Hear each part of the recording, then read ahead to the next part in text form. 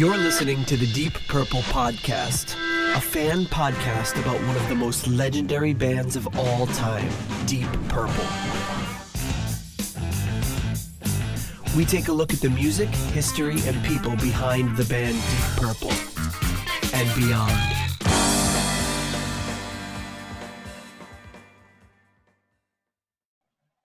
Welcome to the Deep Purple Podcast, the first and only podcast devoted to one of the greatest bands in rock history, Deep Purple.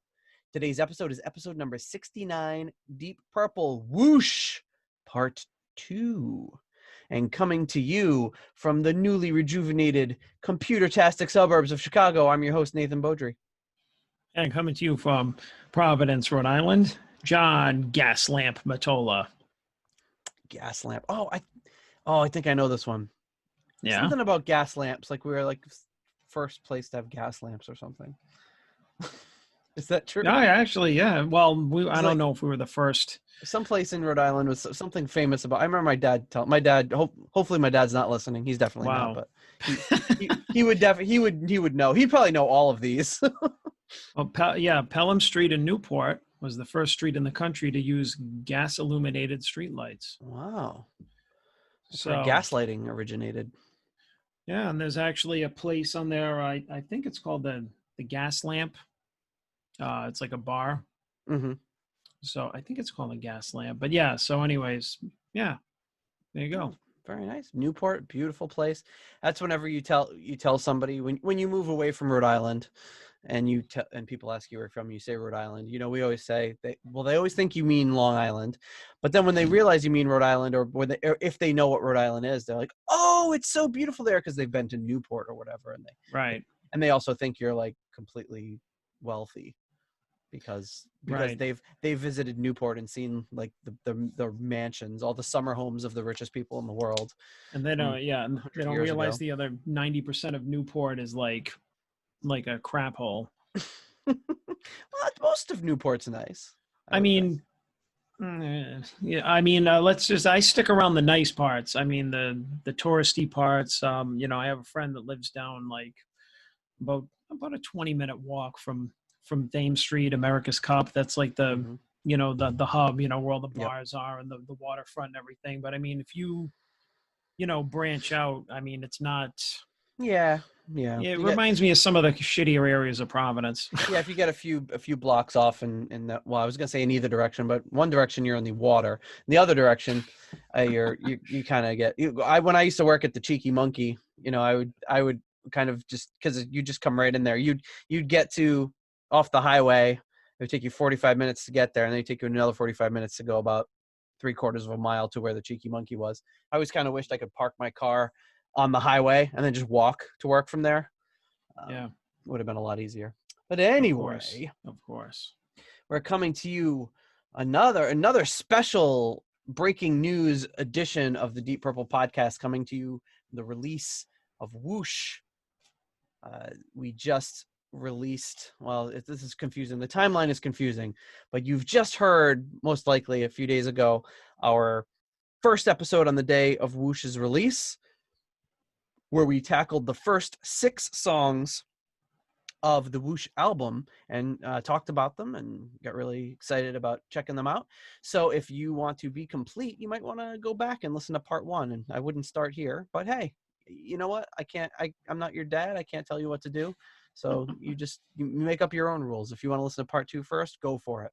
But we're gonna tackle tracks 7 through 13 and finish up the album on this episode, which will be coming out on the normal Monday episode time. So if you want to help support the show, if you like what you hear, leave us a 5-star review on Apple Podcasts, and not just the 5 stars, but write us a review. We like to hear what you have to say. Give us a chuckle. It's always good. We're on Instagram, Twitter, and Facebook. All that good stuff is found at deeppurplepodcast.com with all of our show notes. So if there's something from the show that you wanted to check out, chances are you can find information about it in the show notes.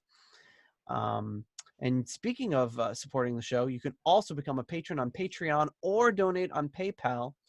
And we've got some people to thank this week, as we always do. Coming in at the $25 Super Trooper tier, Steve Seaborg of NameAndAnything.com and alltheworldsastage.net via PayPal. The $20 Shades of Deep Pockets tier, Ryan M. The $15 highball shooter tier is currently vacant, so if you want to be a highball shooter, just jump right on into that tier. The water's fine. The turn it up to $11 tier, Alan Ain't Too Proud to Beg. The $10 Someone Came tier, Richard Fusey via PayPal. The $5 moneylender tier, we have Clay Wambacher, Greg Sealby, Frank Teelgard Mortensen, Mike Knowles, John Convery, Arthur Smith, and German Heindel. Thank you very much. The $3 Nobody's Perfect tier, Peter Gardeau, Ian DeRosier, Mark Roback, and Anton Glaving. And at the $1 made-up name tier, L's Murders, Spacey Noodles, The Supernatural Leaky Mausoleum, and of course, Michael Vader. Thank you very much. And thanks to our brothers of the Deep Dive Podcast Network, Riot Sabbath Bloody Podcast, The Simple Man of Skinner Reconsidered, Terry T-Bone Mathley at T-Bone's Prime Cuts, and a huge thank you as always to Jorg Planer, the patron saint and archivist of the Deep Purple Podcast. Well, there you have it. Caught up on all of our housekeeping and ready to tackle the next part of this album. And I'll tell you, the world has been against us doing these 2 episodes. So it's been, I don't know if we talked about it on the last episode, but it was kind of a comedy of errors. No, we didn't. I think we steered away from talking about it, or we just were like, I don't want to talk about it. We're in such a foul mood yesterday based on everything leading up to the episode. Oh. We were in such a bad mood. Hopefully it didn't come through in the episode. But I felt a lot better after doing the episode. But yeah, everything was against us. So starting with you, what happened with you? I don't think we even talked about it on the show. I just did not have I wasn't having a great day yesterday. So it was just, I mean, like power was knocked out in like most of the state. Mercifully, I had power. So, because that we had like from, what was it? It was like an hour maybe or less. There was like, just like this, the hurricane force winds just blew through here and like knocked out. Hurricane, how do you pronounce something? I don't know. Isaiah or something came. Hurricane name we can't pronounce. Name we can't roaring pronounce. Through. That's what I roaring through. Peter Gardeau messaged me, I think yesterday, right before the show, and said that he had lost power thanks to hurricane, unpronounceable name or whatever he called it, and then you had lost power, and we're thinking, oh my God, are we going to be able to do the show? And well, I had power, but I lost cable, so I didn't have internet. And right, that's all right. I'm sorry. I can't. Yeah. So I mean, I had power, that was fine, but I didn't have internet, which were like, okay, that would suck. But then it was just other stuff, which is just not worth getting into because it's just personal stuff happened yesterday that put me in a really foul mood, and I feel like I was just. When we started off the episode, I'm hoping it didn't come through, which I was just on my mind, and I was just like, ugh. And then at the same time, you were having audio issues after recording. Your end. So we've recorded a few episodes beyond this. We're kind of recording this real time. Even we've got probably another 6 weeks of episodes in the bank, and so we've recorded over 70 episodes in the setup, and then all of a sudden.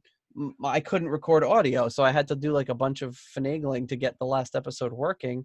And I'm like, what's going on? I didn't change anything. This is ridiculous. And then right before the show today, I'm looking around and I'm like, these wires that I unplugged because I thought they were stupid and didn't go anywhere. Thought that's where the audio was coming from, isn't it? And I plugged them back in, and sure enough, I'm like, you stupid idiot. What the heck was I thinking? Like. So anyway, because I had set that up a long time ago. So yeah, that didn't work. And then to kick it off this morning, I woke up and my internet was completely gone. So I said, aha, I know what to do. That's an easy fix. You just go and reset the modem. So I go down, the modem is no lights on it. So I unplug it, plug it back in, no lights. Plug it into a different plug, no light. The modem's completely dead. No power to it. So, okay, that's not going to be possible to troubleshoot. I need to buy a new modem. So I had to go out today, buy a new modem, call the cable company, get them to set up the MAC address so it would work. And I'm just like, wow, the world does not want to hear what we have to say about Whoosh. Well, if you want to think, like, I thought it was even worse because you texted me around like 9-ish this morning, my time, and it popped up on my phone. So my modem died overnight. And really quickly, I looked at it and I thought you texted me, so my mother died Oh God. overnight. And I went, oh shit. And I grabbed my Oh, phone no. and then I read modem and then I grabbed my chest and I was like, Oh, oh my God. Like, that's- I didn't even know what to think. I was just like, the first thing was just like, man, the bad luck just keeps piling. yeah, I know. Yeah, But I'm glad it well, was just the modem. yeah, that really puts it in perspective because it was a pretty easy fix once I just went and bought a new modem. Yeah, Yeah, that would have been great. that's My mother died overnight, but don't worry, the show must go on. Well, we're gonna record today. yeah, we Okay. got to record. Whoosh came out. Uh, Whoosh came out actually the day before her birthday. So there you Oh. go. Well, luckily, see, it wasn't that bad, Yeah. so So yeah. we're all So good. I feel sorry for complaining about all of our trials and tribulations. So yeah, this is our first listen through the album. So I've been really jonesing to hear the rest of this, and it's been kind of tough not listening to the rest of this. But after we record now, I can actually start listening to the album. We Yes, covered sir. tracks 1 through 6 in our previous album, and now we're going to be doing this. And then we toyed with the idea of, hey, maybe we sit on this album for a month or two and come back to it later to just chat about some of the longer lasting impressions, because this is the first time we've listened to something that's brand new, like the day it comes out, versus talking about an album that's 50 years old and we've heard 1,000 times. Right. And So have it'll all be these good to, feelings and, yeah. And I always you feel know, like the more you listen to an album, the more certain tracks will jump out at you after repeated listens, and you'll feel more warmly towards them or whatever. But so far we've been liking it. So it kind of makes me think about well, I think we were talking about it later this morning, Ian Gillan and Ted Neely thing. yeah. And we're just like, how do you think Ian Gillan feels about Jesus Christ Superstar? And he's just like, well, um, like I spent like 3 hours of my life on that album. And Ted Neely, I spent about 40, 50 years of my life singing this album. It's like, I Yeah, wonder, and we're just like, gee, I wonder which guy is more connected to it. I mean, right. figure like, Ian Gillan is like the first Jesus, but if you think about it, I mean, portrayed, the first Jesus, but I mean, you said his parts were done in what, 3 hours? 3 hours. That's just how the story goes. And I mean, yeah, I mean, they were trying to get him to be in the movie and, the soundtrack and everything, and it just didn't happen. So I'm sure there was time devoted to that. But I mean, after that initial session, that was it. When the other Right. guy did it, he did the soundtrack, the movie, he did the revival, he did the other revival of it. I think he's still like promoting it. So I mean, really, Yeah. Neely is like way more. I feel like he's way more connected to the material. Oh, of course, yeah, and he's world renowned as he's kind of the Jesus. He's goes around. Right. Him and Yvonne Elliman still go. Well, they stopped now, but even up until very recently, they were still going around doing the sing-alongs and all that sort of stuff. But it's Which is just, interesting. Like I know, I think it was when we were interviewing, maybe it was Ray Fenwick or something, and I was talking to my wife about it, just about like I'm so like, oh my God, I want to talk to him about this thing and that thing, and talking about how fascinating it is. Or when we talked to Martin Ford, when he was like, hey, what year was that? I don't remember. You'll remember, but tell me. And I told him the year, and he's like, oh yeah, okay, I believe you, but I don't remember. mm-hmm. Because for them, it's like it's a day at the office. It's what they do for a job. They're not hung up on listening to it for years and being like fans Yeah. of it like we are. And my wife was like, yeah, it would be like if somebody was like, remember in 2006 that meeting you held, and you talked to your staff about X, Y, or Z, and like imagine if somebody came to you like that. You wouldn't have any memory of it. You wouldn't remember it, and you'd be like, Right. why is this person? How does this person know about this? How are they excited about it or remember what happened? And I guess it's kind of the same thing. And for them, it's a day at the office. Well, yeah, it makes me think of stories that people have told me about stuff that they remember that I did. Like, remember like 8 years ago at work when you did this hilarious thing and everybody everybody was cracking up. And I'm like, no, I did that, and it's just like, they're like, oh yeah, we still talk about it to this day. When you went, oh, you said, or you reacted to something. And I was like, and I mean, I feel like that's the same way. Is just like there are people, basically people, or which that's us, the fans are Yep.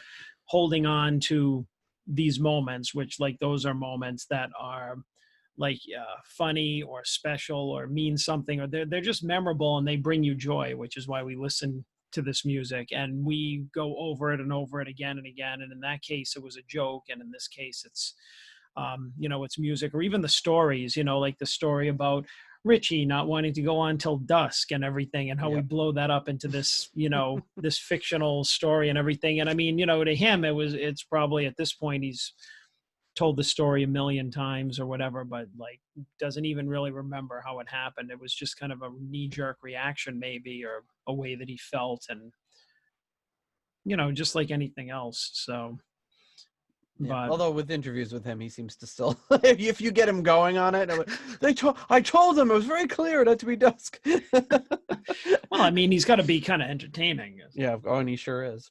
Has to be. I love how he toys with people, and people never seem to really get his sense of humor, because his delivery is, you hear about the British dry humor. Richie makes standard British humor look positively soaking wet by comparison, because he is.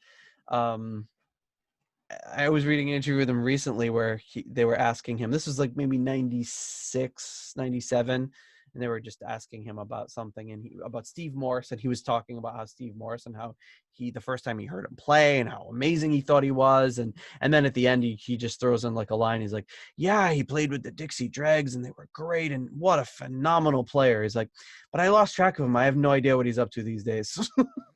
And the interviewer is just like, what, really?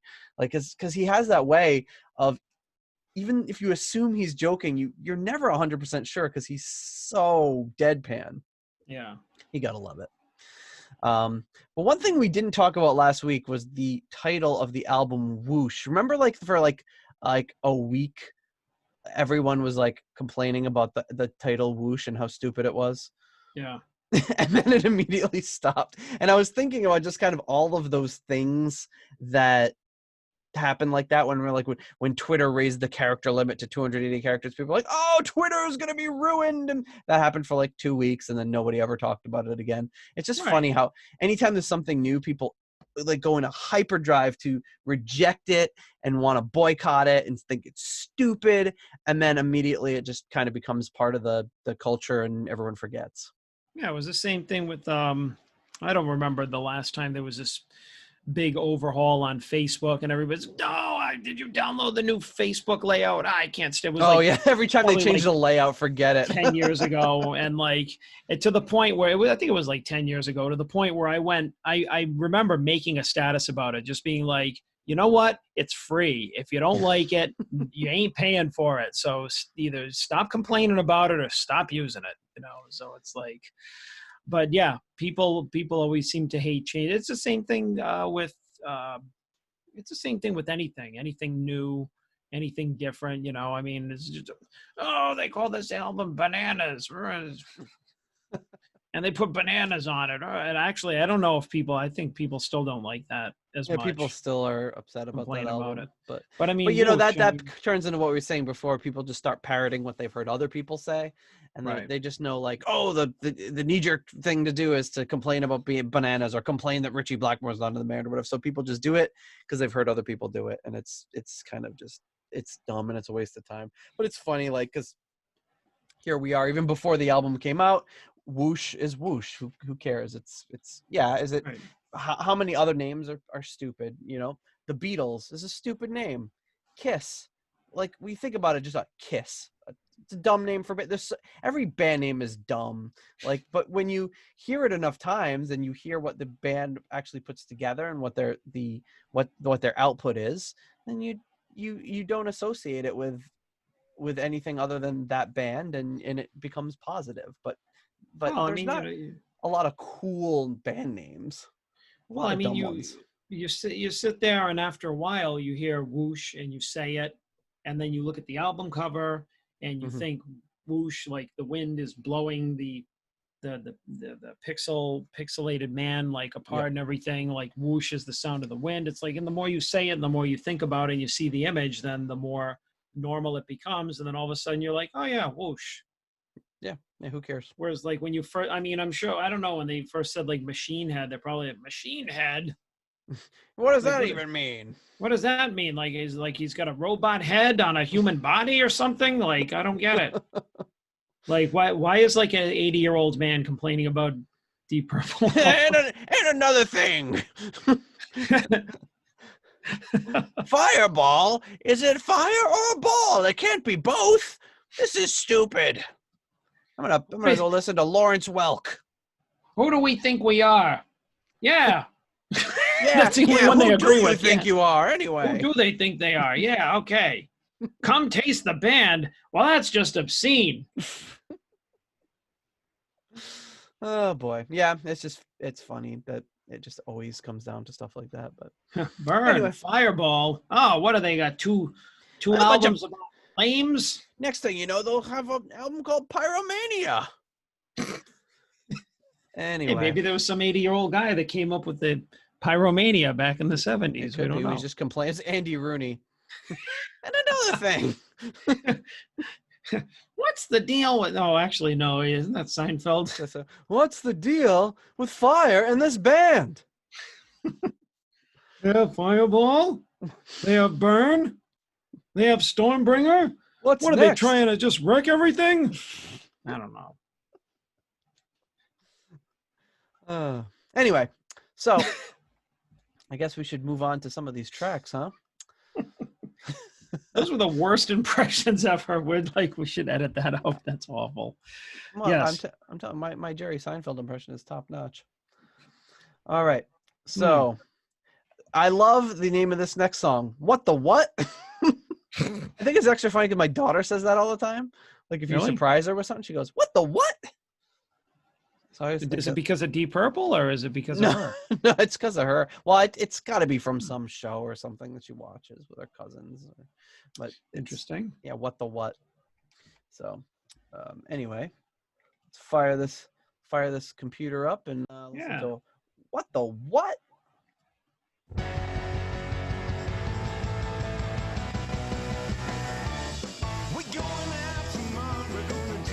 Oh, the blues rocker. The beginning of it sounded reminiscent of Highway Star. Oh, sure.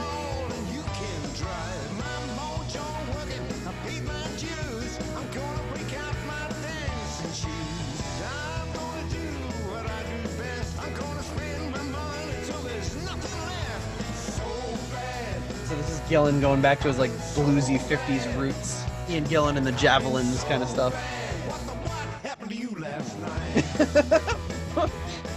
What the what?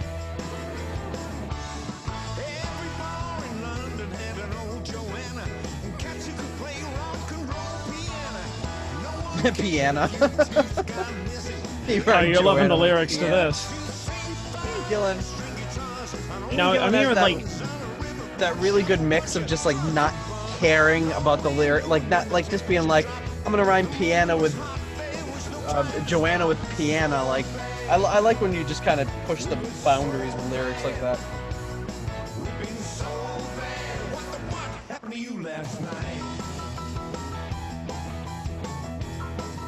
Now it sounds like on this album Don Airey was playing an electric piano, not like a right?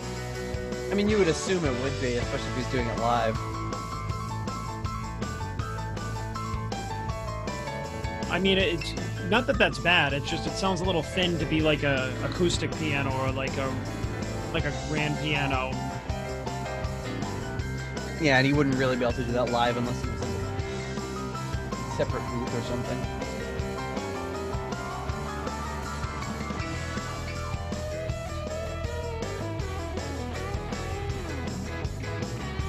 Just kind of got all the hallmarks of your blues filler kind of song, but it's nice up tempo, but upbeat, rocking.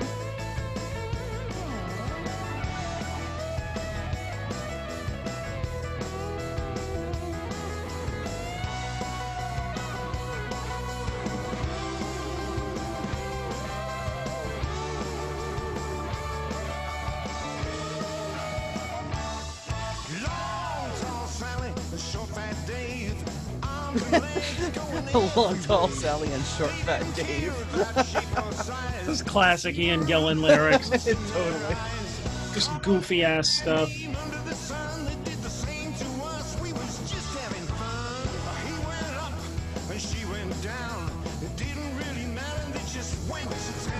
You're right. You said it in the last episode. But if you close your eyes, well, you don't have to close your eyes. But if you just listen to Ian Gillan, it sounds like him singing 50 years ago. Like you said, he's not pulling out any crazy banshee screams, but his normal singing voice sounds that good.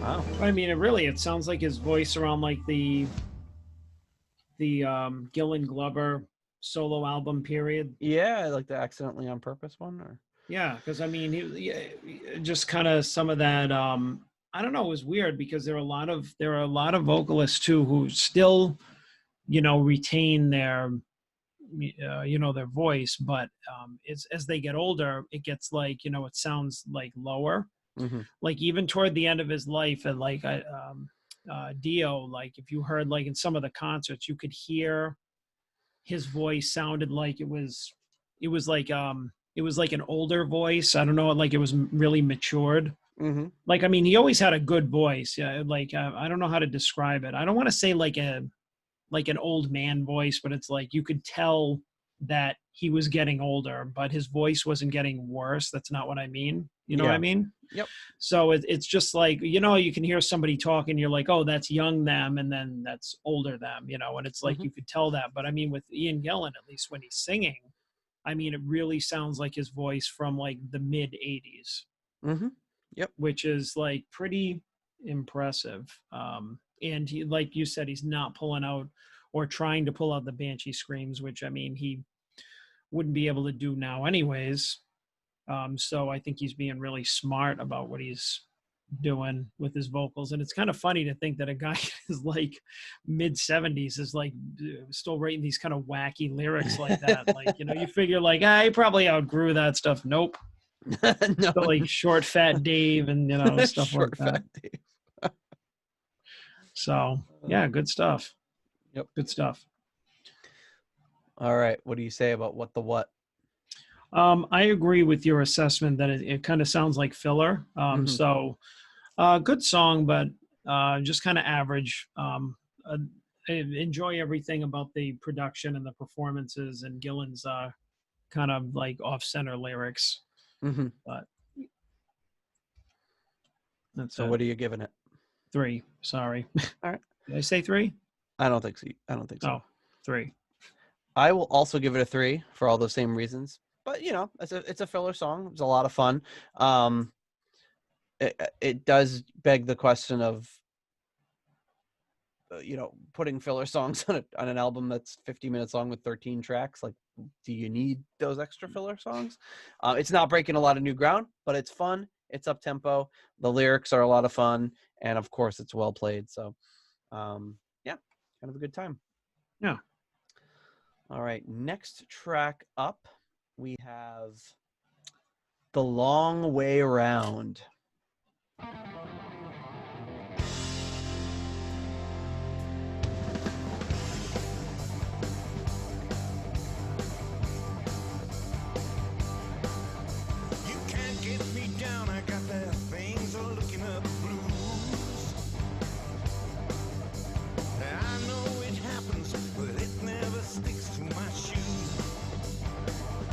Guitar almost sounds like a little muddy.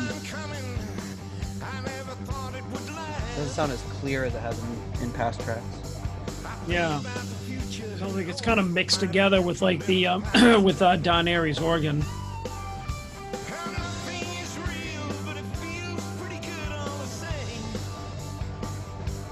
It's kind of a nice mid-tempo, like chugging rocker.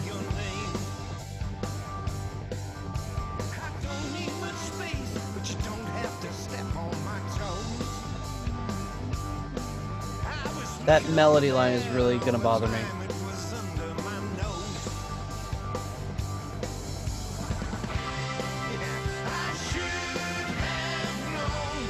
It's really reminding me of something that I can't put my finger on it. I know the song, but I'm so bad with lyrics, I don't know any of the lyrics, so I won't be able to explain it to you.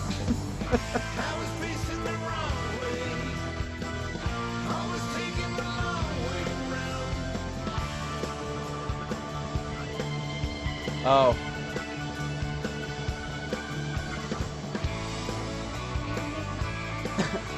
I know, it's Billy Joel. I go to extremes. That's what it is. Oh. Not right now, but later on you'll probably hear it again.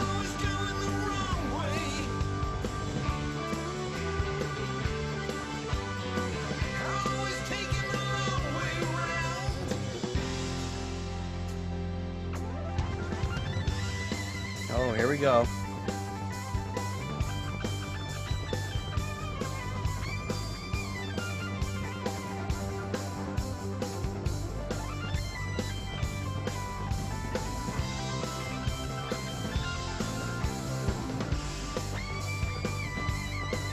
Yeah, I like this.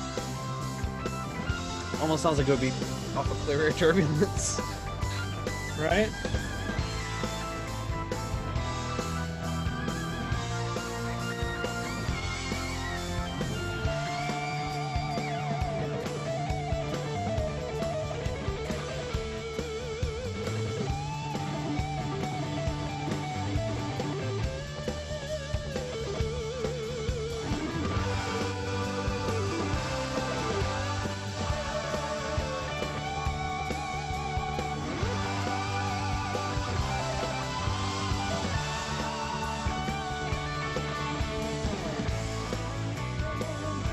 With every solo I hear by Steve Morse, I get more and more angry that people say he's just like every other shredder. Like it's so wrong.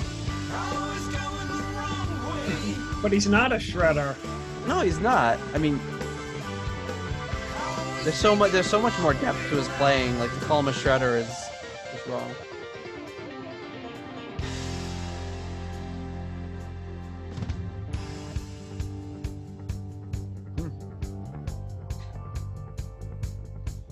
You can reel me in slowly and surely, but there's a catch to this deal. It's not over yet, I get one more spin off the wheel. I promised myself I would not get trashed again. But the way I'm feeling right now, that promise is going down the drain. He's doing a lot of that in this album. Yeah. He's having a good time. I think the guitar is going to go back to that gut. Maybe not yet.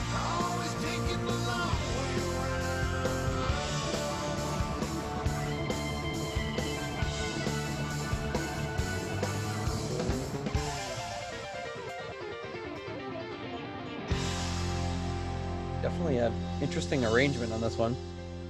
Hmm.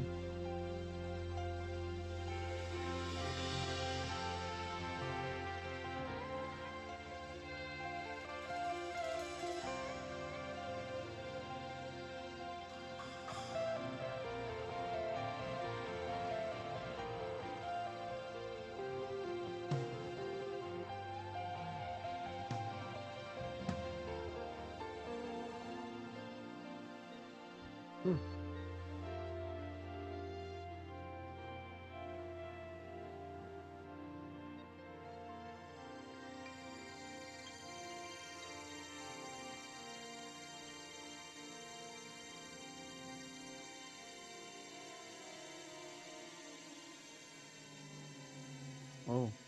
Really- Like this really beautiful ending, and then they just kind of like turn it into discord. That was interesting. Yeah. That song was kind of all over the place. Yeah. In a good way. But what do you think about The Long Way Around? Oh,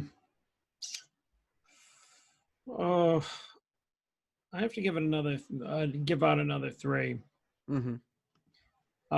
It was definitely interesting, but I just feel like nothing stands out from the other tracks like as too different. I mean, it was definitely like the breakdown and the ending were definitely different, but Yeah. it was a little maybe an acquired taste. Maybe it's one of those things like we got to go back and Yeah, go and back I and need hear I need it, to listen to it again. That beginning part, there was that one part where what Steve was doing, the guitar sounded like go to extremes.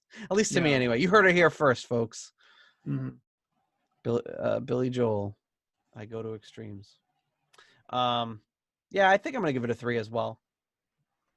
Enjoyable, but that's one of the ones that might need to grow on me a little bit more. But a lot of cool musical things, and I really like how it changed into that really slow tempo ending, very like mellow sounding, almost sounded like they were creating like a soundscape, or just like almost sounded like a relaxation tape or something, and then all of a sudden just got all discordant at the end and kind of threw you off. And Deep Purple always kind of likes doing that, just making you think you're going one way and then take you into a different direction. So that's always cool. Next up, this one's got me very curious. The Power of the Moon. You gotta wonder what that's all about. The Power of the Moon. Here we go. Very mysterious. Sounds like another Dio title. Sounds like Unsolved Mysteries. I don't know why it makes me think of that. Who am I to say things may not all be what they seem? And how can I understand the facts of life? So he's got like doing the Roger Waters thing almost, where he's kind of speaking softly into the mic, and that's up front, but then there's a kind of a louder voice in the background that's higher.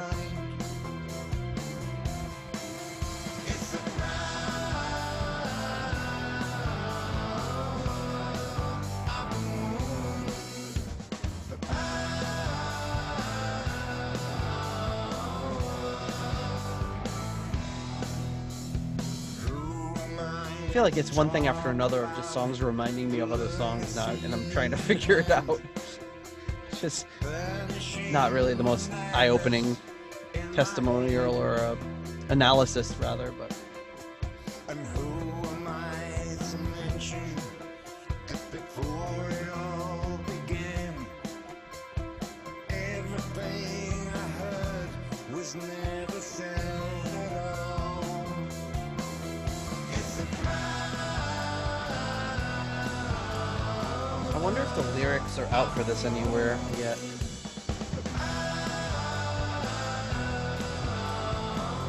I think in our follow-up episode we'll have to talk about why and how this could be a concept album. It's a green balloon that travels so benign on a path that goes along the shoreline.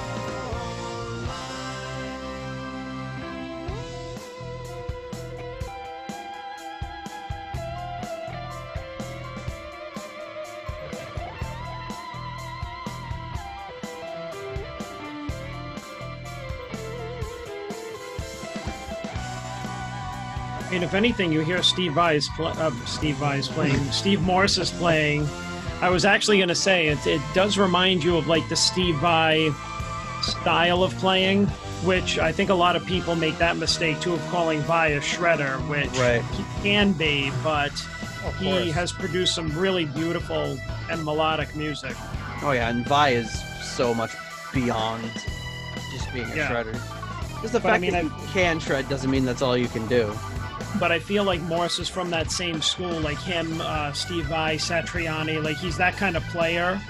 Yeah. So I would say, like, if anybody was going to pigeonhole him, like, you know, I think that's why is like they think he's that style, and that would be this type of people that don't like to hear that type of music. But I like it, you know, I can hear it in his tone and, like, you know, some of the way that he phrases.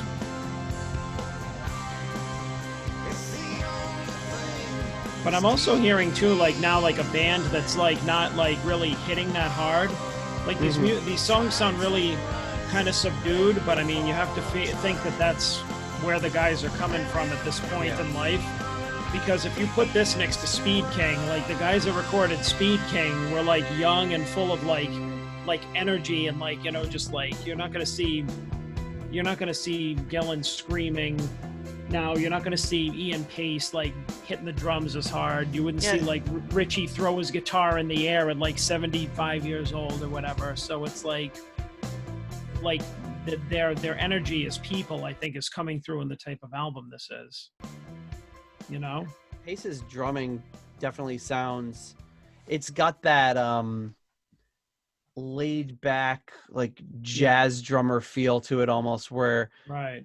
Of someone who's so confident and so confident on their instrument that they're exerting like the absolute minimum amount of energy to play it. I don't mean that in a negative way, but you know, like for Ian Pace to just go like over the drums like this, just one little swipe and play something so incredible. And for me, I would be flailing like a madman trying to do it, and it would sound terrible.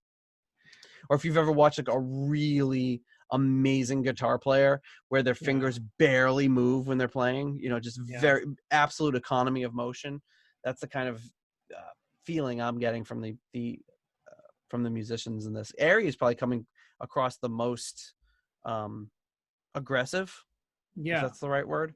But you know, I would say aggressive or energetic, and like keeping in mind that like we're not trying to use these words in a negative sense, but just in the way of like, you know, comparing, because I mean, you know, I think that like if there are some people that have heard them since like from, I mean, I'll be the first to admit from like 93 or 94 on, I've largely like not been familiar with their music. So there are a lot of people that are just like, yeah, that's what Deep Purple sounds like now. They've grew into this sound and they know what it's like. To me, it's just like going, like hopping from the 70s and even 80s to like now and hearing like such a difference, which, you know, maybe gives me a different perspective on it. But it's just like, you know, if you look at like videos or hear albums or anything, you can hear like the raw of any musicians, like the power, the youth, the energy, you know, and it comes from when you're younger. I mean, when you're, you know,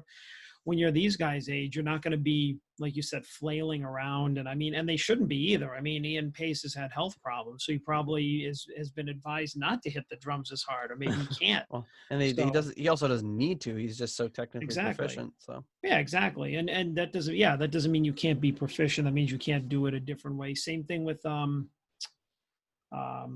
Gillan's voice, you know, and Morse has had a lot of issues with, like, I think he has like arthritis and stuff like that. So like the way that he holds the pick and everything, he has to be. I mean, obviously listening to him, you're not like, oh yeah, that's a guy that's really struggling. Like you could hear him, see that he's still absolutely incredible. But I know he's had to. I've read interviews where he's talked about how he's had to modify the way that he plays to work around that, to minimize the pain and to minimize the problems with the arthritis. So. And I think that's a great way to say it is like, it's definitely, it does not sound like a band that's struggling. No, they sound comfortable. Yeah, exactly. That's a good word. This album sounds kind of comfortable. Like you put this on, it's like a, you know, a nice pair of fuzzy socks. Yeah, exactly. Oh, nice. Warm, toasty. Warm. Did we rate this one? No, we just blabbered on about it. Okay. Power of the Moon. Yeah, you know what? You think you're getting a shorter episode? Yeah, we're gonna be talking about fuzzy socks before long. All right, so that's Power of the Moon is another 3 for me. I agree. All right. Well, anything's possible, but especially remission. Remission possible. Next song. Ooh. I love that dirty synth tone there, if that is a synth. Nice. No, maybe it's like, might be a bass. Or no, I think it's a synth.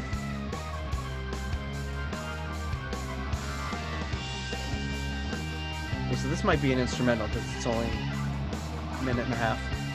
Yeah.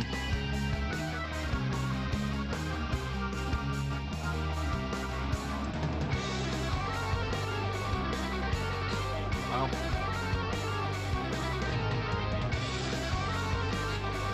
Talking about being comfortable with their instruments.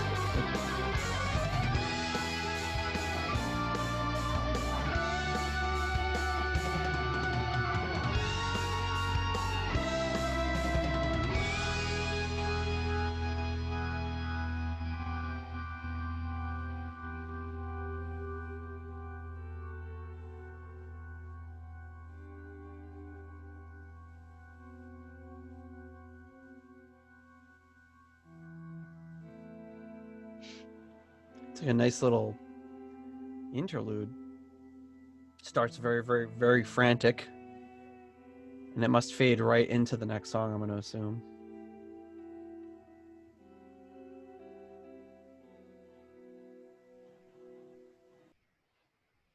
Yeah, that must fade right into the next track.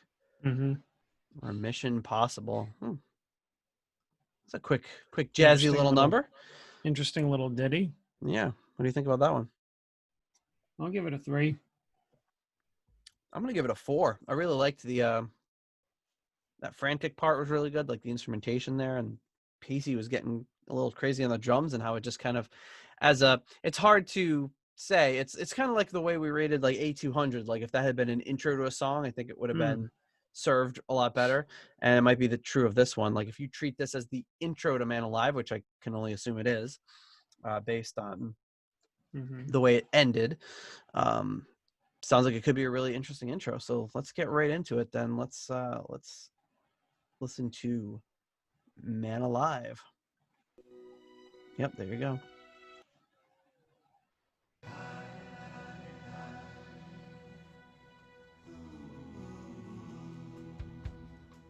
Sunsets in the west.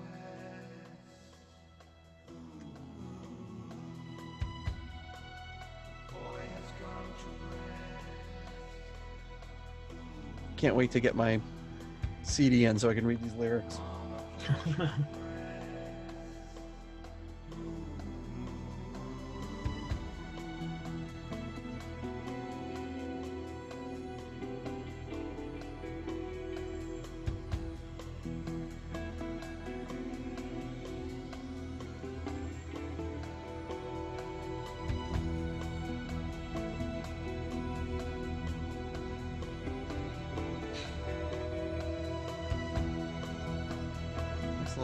Slow build.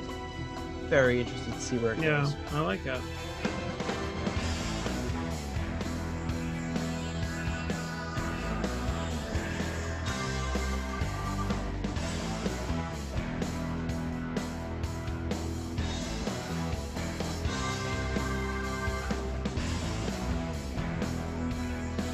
I gotta say, the organ tone on this album is really good. Yeah, Don Airey is kicking it.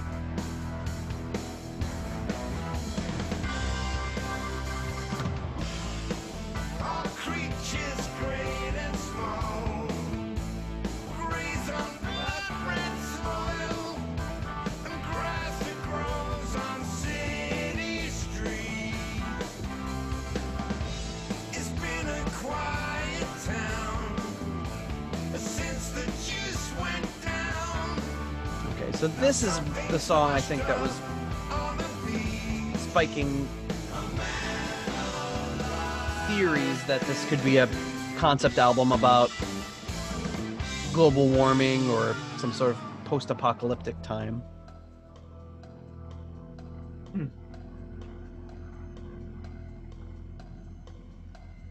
After some thousands of years, Whoa.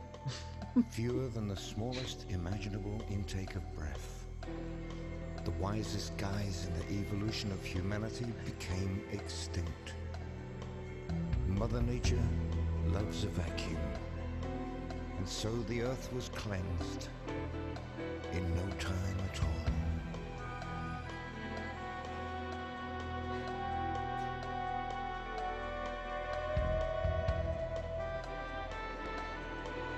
Definitely a little spoken word segment by Gillan, which he's done a few times in more recent albums.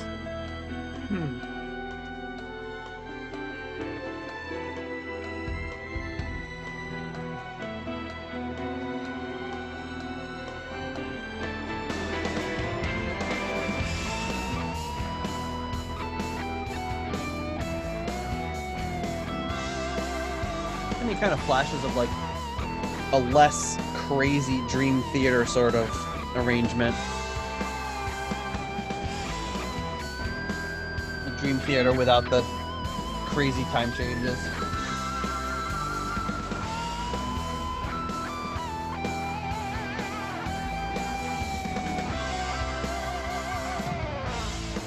All creatures great and small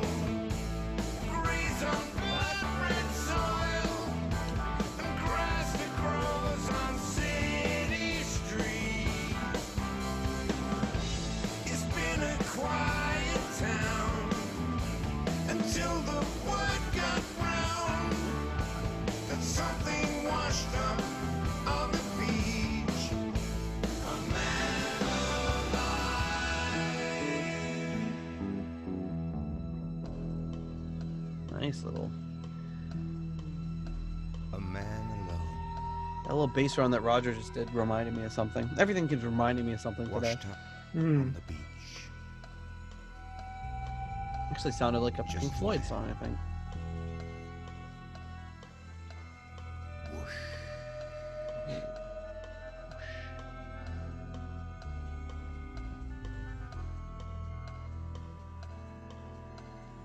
And I like that kind of intentional tick-tock sound that they're getting on the...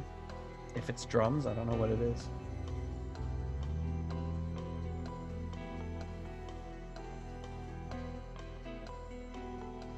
This is the first song where I really feel like this was intended to be some sort of concept. Mm-hmm. Often albums can be mistaken as concept albums because they have one song like this, and then everyone tries to like retroactively fit their own opinion into everything else and make it work as a concept album. Yeah, it could just be an epic song. Yeah. That was interesting with that instrumental intro and then going into this song. Man Alive. All right, so what you say about Man Alive? Well, you probably sensing a theme here. I'll give it another 3. Like, I'm not, yeah, I mean, it just is what it is, you know. I'm not getting like sufficiently wowed by anything right now. Mm-hmm. You know, yeah, it's definitely good. It's definitely interesting. It's just not reaching exceptional. Yeah, I think it's a good track. And it'll be really interesting, like I've been saying, to listen to this album as a whole rather than song by song like this, and might look at these ratings a little differently after. Right. And as we've often said, the rating each song individually doesn't necessarily flavor exactly how you're going to view the entire album. So, all right, now this is the song I've been most interested about. Well, what's your rating? Oh, did I not say? Oh, I'm giving it a 3 as well. Oh, okay. Sorry. This next song is a song that was very interesting because it's "And the Address," and obviously, it's not the first Deep Purple song called "And the Address." It was the first song on the first album, and here it is being reprised 52 years later. Wow. And the obvious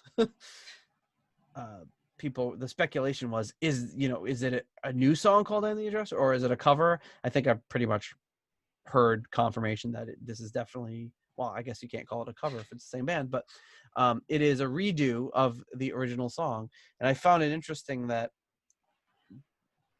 it's very possible that this is the last Deep Purple album, and to have this be the second to last song is interesting rather than having it be the last song on the album, to just kind of like tie it all together at the very end. Was an interesting choice, but having not heard it or the last song, I can't really judge too much yet. So let's take a listen to "And the Address," the 2020 version.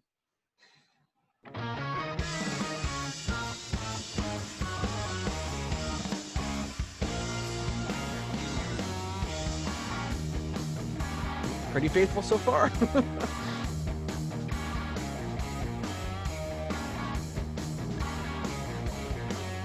A lot more rounded out and modern. Yep.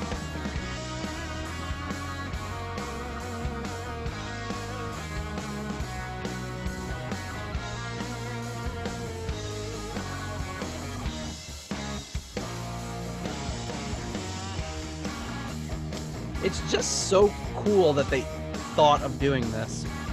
I'm not a huge fan of a band releasing the exact same song again, Yeah. and it doesn't happen that often. Yeah. How many times have they done this? Like, never. Well, they did. The only other time that they've done anything is they did "Bloodsucker" on "Abandon." But other than that, I don't think they've ever done it. Whitesnake's no stranger to doing it.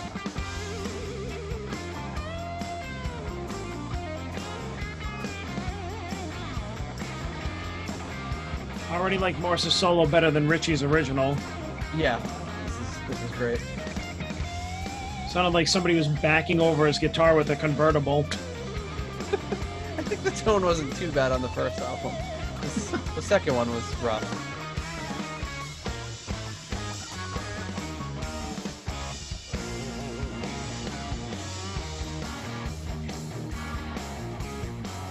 Well, I think we're only halfway through, but I think they're killing it. Sounds awesome. Well, you think that it mostly is a cover because the only one that played on the original on this was Ian Paice. None of these That's other true. guys were on it. Just seems weird to call it a cover if it's technically the same band. True. But yes, Casey's the only one that was there for the original.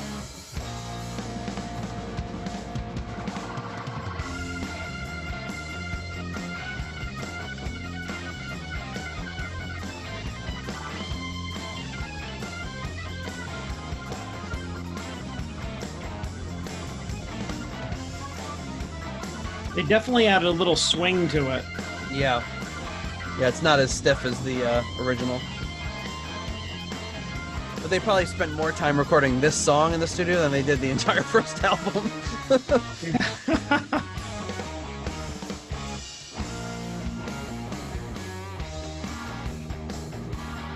It is just it's I just can't get over how interesting it is that they decided to do this. And it's cool.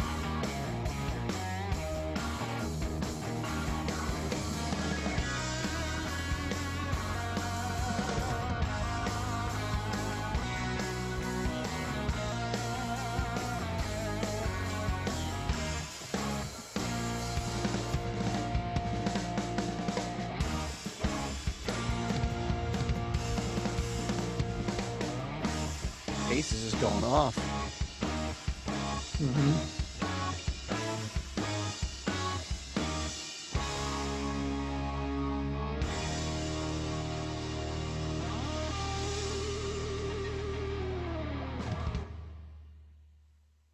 Wow. Yeah. Nicely done.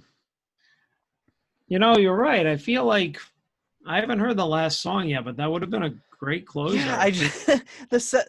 Even when I saw the set list without hearing any of these songs, like whenever it was released, like a few months back, I just remember thinking, you know, hey, it could be premature because we haven't heard the last song, but I just couldn't help but thinking it seems like a misstep to not tie it together with a little bow at the end and be like, boom, and the address, first song, last song, reprise, done. I don't know. I guess maybe we'll be proven wrong. And I'm, you know, hey, I don't really have as much production cred as, say, Bob Ezrin. But no, you do not. No, I mean, you know, I'm not offended for anyone to tell me that. But it seems like a weird choice. That being said, I think it was very well done. What do you think about And the Address? 4. All right. 4 for me. I was thinking the same. Really loved hearing them do that. And I don't know if it's part of it's the familiarity, part of it's just paying homage to we talked about it in our Rock and Roll Hall of Fame episode where seeing Ian Gillan stand on stage and call out all the other members of talking about Tommy Bolin and Joe Satriani and Rod Evans and Nick Simper and Glenn and David, having him mention all the band members' names over the years was really, really touching, because you don't often stop and think, or at least I was never super aware that the rest of the band or that Gillan really considered all of that as overtly. So it was nice to hear it. And it's really nice to hear them acknowledge a very underappreciated and under-respected era of the band, which was that early year and a half before Gillan and Glover joined. So it's great. I also give it a 4. I think it was really nice to hear that. Yeah, it was nice. Nice hearing it updated, and like I said, had a little swing to it. Yep. You know, it was like what did you say? It was like less stiff. Yeah. Yeah. It's just a little boogie to it. Yeah, a little boogie woogie. Yeah. Okay, and that just brings us to the final track. And that is the track called Dancing in My Sleep.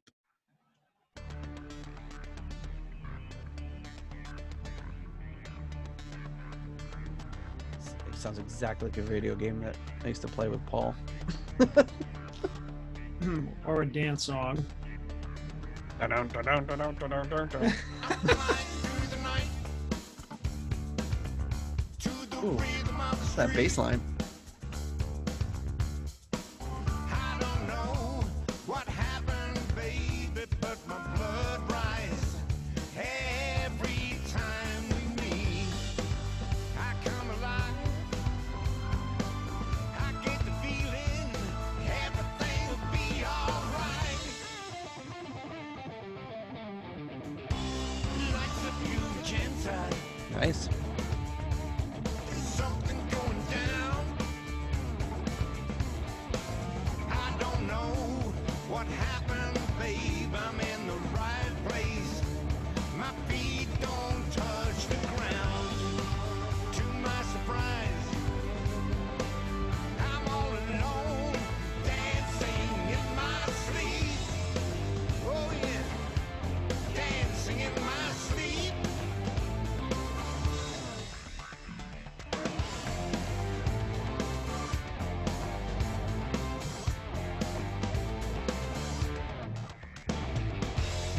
Don't you love my fancy footwork? I ain't no Fred Astaire. He ain't no Fred Astaire. Can tap into your life. He's got that right. I can take you anywhere. Oh.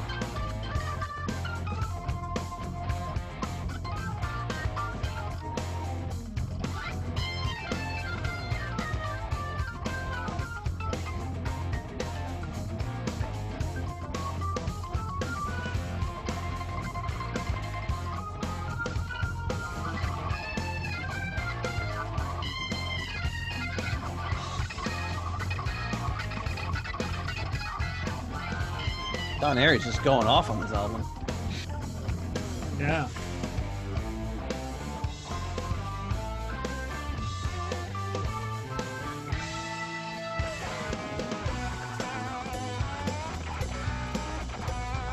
Paice is moving over to the ride cymbal for Mr. Morse.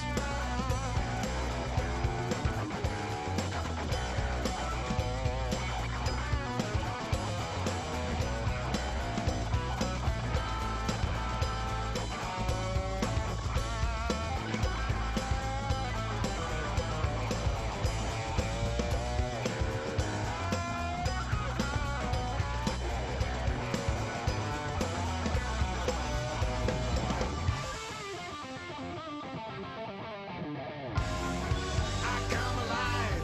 Oh, yes, I do. I get the feeling. I come alive. Ooh, when I get the feeling, I'm dancing in my sleep. Dancing in my sleep. I'm dancing in my sleep.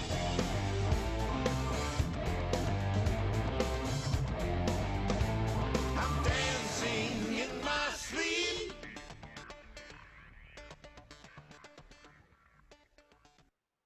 Fading out with that same kind of synth patch it starts off with. Hmm. Yeah. I think they should have. I think they should have flip flopped those two songs. Yeah, I have not been convinced that that wouldn't have been a cooler. And I really wonder, like, and I don't. That was like the first thing I thought of just seeing the track listing. So I'm really wondering what the thinking was. Like it, Mm. I don't know. It just seems so obvious to me.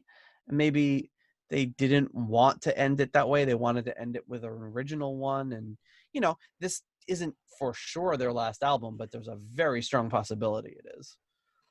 Right. Of course, they would not have known about all this COVID craziness that's going on right now when they recorded it. But even without that, they've been on the long goodbye tour for 3 years now or whatever. They know that it's getting towards the end. It's obvious they can't continue this forever. Mhm. Just very, very unusual that they didn't go with that. Well, anyway, So um, how do you rank this one? 3.5. Just a little bit more. I kind of liked it. There was a little something about it, like Airey solo, Morse's Mhm. solo. And that riff, that doom doom doo doo doo doo doo, where they were kind of playing together, sounded really good. Yeah. Yeah, there was some cool heavy stuff in there that kind of grabbed me. So All what right, about you? I give it the same. I give it a 3.5. Mm. And I think yeah, I think it's a good strong song. I still think they should have ended with "Hand the Address," and I agree. I will always think that. But forever, Forever and ever. I'll just be like those no blackmore, no purple people, and I'll just every post about this, I'll be like, yeah, good album, but they should have ended it with "And the Address." Would have been a lot cooler. But no, it's really good. But I'm more kind of intrigued than anything. I would like to find out from them, like, what was they had to have spoken about it. It had to have somebody had to have said, well, what about if we ended it with the song that began it all? It had to have been brought to the table by somebody, and I'm just Oh wondering yeah. why it would have been shot down. Well, Was it like, oh, that's too obvious, or was it just like they wanted to end with their own original? What could it have been? I'm sure some interviewer somewhere will get that out of somebody. Maybe it'll be us. oh, Roger Glover, if you're listening, come on the show. We'll ask you about it. Oh, well, they have all those great. So we've been getting emails all the past few days about everyone who ordered this album. It's delayed. Luckily, I ordered the digital version, the CD version, and the LP version, and the digital version was on time. The CD and LPs are delayed, but there's also a bonus DVD that comes with it that's got like interviews with Bob Ezrin and Roger Glover. So maybe they'll talk about it in that. I'll listen to it, and maybe the answer will be delivered by one of them, as to what they were thinking, what the thinking process was to get sure. that. So, and I can report back when we do our follow-up episode. So, Well, as of now, Whoosh gets a combined rating of 6.92 from us. and we were pretty close. Our variance was about 0.15. Yep, which it falls a little bit above Elf Mm-hmm. and a little bit below Difficult to Cure. Mm-hmm. And the self-titled Deep Purple That's right. is kind of very interesting. Ah, the first album with "And the Address." No, that was no. Oh, I'm Deep sorry, the Purple, self-titled. Deep I'm sorry. Purple. Yeah, the self-titled, not the first. Yes, it's above the self-titled. Right. Difficult to Cure and Deep Purple, the third album. Mm-hmm. Which let's remember that and see if this maybe climbs the rankings when we revisit it. Like I said, it's you never know what to expect with a new album. I mean, it's in good company right now with Elf and Difficult to Cure, and Deep Purple, and also it's right around. It's not too far off of Windows. Child and what's that? It's a little. I think it's a little above Windows. It's a little above too. Windows, Which I mean, is kind of not really a fair assessment. Because that album is a little out there. and it has like just a few tracks. It has like 3 tracks, and this has 13, and it's Right. also just kind of a very experimental thing. But we really enjoy. I remember that as being one of my favorite episodes we've done, and just as far as having Mhm. fun and enjoying it and being really highly entertained by the content. So this is just a little bit, like I said, a little bit below Child in Time, Cheer Kazoo, some of the Malice in Wonderland, some of the albums that I really love. So it's not it's not in bad company at all. But I would be interested to see how a re-listen after 10 listens or so, where I would rank some of these songs. Yeah, it's pretty. I mean, the combined rating right now is pretty low on the totem pole, because it's like you can from where Whoosh is right now, it can see on the hill like Nick Simpern's Fandango and Warhorse in the distance. It's a little far in the distance, though. Yeah, it's definitely not as lousy as that. Because no, Well, it's not lousy at all, but well, yeah, you look at it might be sort of closer to Warhorse than say like Burn Well, is than it is to Burn, but it's also the drop off in points. Like this is a 6.92. Clear turbulence is a 7.92, and it's way above this, so it's only a 1 point difference. But then like almost a 2 point difference between Whoosh and Warhorse, because Warhorse got a 5.21. So it's well, in the list, it's towards the bottom, but the bottom goes a little bit further down for Warhorse. Well, think too, like that. I mean, for all intents and purposes, Warhorse is the lowest rated album because it's terrible. I mean, the complete episode 6, it's not really fair. Like those, I don't know if you'd say those songs are like bad. That it's a lowest rated album because it's not really a cohesive album. It's not like it was not our type of music. Mm-hmm. Whereas like Shades of Deep Purple is right above Warhorse, and that just wasn't as good of a Deep Purple album. Whereas Warhorse, I just thought was like just terrible. Like there was nothing redeeming about it. So right now in our Deep Purple ratings, you've got Shades of Deep Purple, Book of Taliesin, Concerto for Group and Orchestra, Whoosh, and then Deep Purple.